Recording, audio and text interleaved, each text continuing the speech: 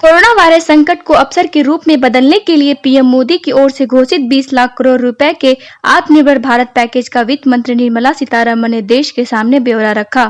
रविवार को पैकेज की 5वीं किस्त का ऐलान करते हुए वित्त मंत्री ने बताया कि 20 लाख करोड़ रुपए के पैकेज में किस सेक्टर को कितनी मदद दी गई है। पहले चरण में वित्त मंत्री निर्मला सीतारमण ने कहा कि हमने लिक्विडिटी बढ़ाने के लिए 15 कदम का ऐलान कर रहे हैं। इनमें एमएसएमई सेक्टर के लिए 1 उपाय, डिस्कॉम के लिए 3 टैक्स से जुड़े उपाय, कुछ उपाय रियल एस्टेट सेक्टर एनबीएफसी के लिए है। वित्त मंत्री ने सूक्ष्म, लघु एवं मझोले उद्योग यानी एमएसएमई सेक्टर के लिए 3 लाख करोड़ रुपए के बिना गारंटी लोन के रूप में देने की व्यवस्था की गई है।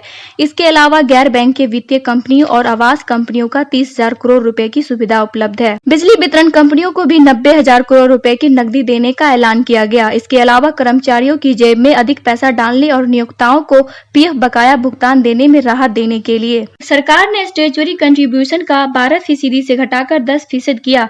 वित्त मंत्री ने आम करदाताओं के लिए राहत की घोषणा की। उन्होंने वर्ष 2019-20 के लिए इनकम टैक्स रिटर्न फाइल करने की समय सीमा बढ़ाकर 30 नवंबर कर दी है।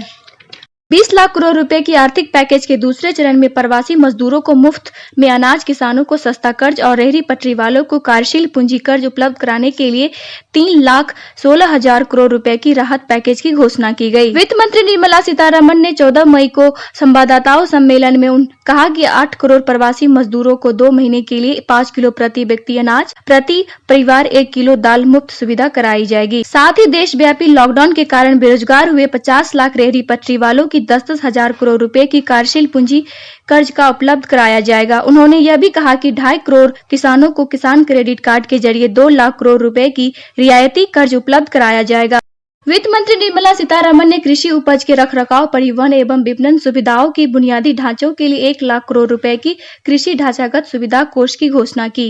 वित्त मंत्री ने कहा कि इस कोष को इस्तेमाल शीत भंडार गृह, कटाई के बाद प्रबंधन ढांचे पर किया जाएगा। उन्होंने सूक्ष्म खाद्य उपक्रमों को संगठित करने के लिए 10,000 करोड़ रुपए योजना का ऐलान किया। ये योजना 2 लाख एमएफई की मदद के लिए शुरू कर दी जाएगी। इसके तहत क्लस्टर आधारित रुख अपनाया जाएगा। हालांकि उत्तर प्रदेश के लिए आम, बिहार में मखाना, जम्मू कश्मीर में केसर, पूर्वोत्तर के लिए बांस, आंध्र प्रदेश के लिए लाल मिर्च जैसी क्लस्टर बनाने के इस कोष का इस्तेमाल किया जाएगा। वित्त मंत्री निर्मला सीतारमण ने 20 लाख करोड़ रुपए की आत्मनिर्भर भारत पैकेज चौथे किस्त का ऐलान किया। इसमें उन्होंने 8 क्षेत्र में कोयला, खनिज, रक्षा उत्पादक, सामाजिक बुनियादी ढांचा, विमानन, बिजली वितरण, अंतरिक्ष व परमाणु ऊर्जा, रक्षा क्षेत्र में सुधारों की व्यवस्था की। 5वीं किस्त में 40,000 करोड़ रुपए मनरेगा के लिए आवंटित किए गए। इससे घर लौट रहे इन प्रवासियों श्रमिकों को रोजगार मिलने के साथ ग्रामीण अर्थव्यवस्था को बढ़ावा देने में मदद मिलेगी। वित्त मंत्री ने कहा कि सरकार का focus ease of doing, DBT, GST सुधार पर है। देश में निवेश लाना और रोजगार बढ़ाना है। वित्त मंत्री ने रक्षा और विमानन में प्रत्यक्ष विदेशी निवेश सीमा को 49 से बढ़ाकर 74% करने का ऐलान किया है।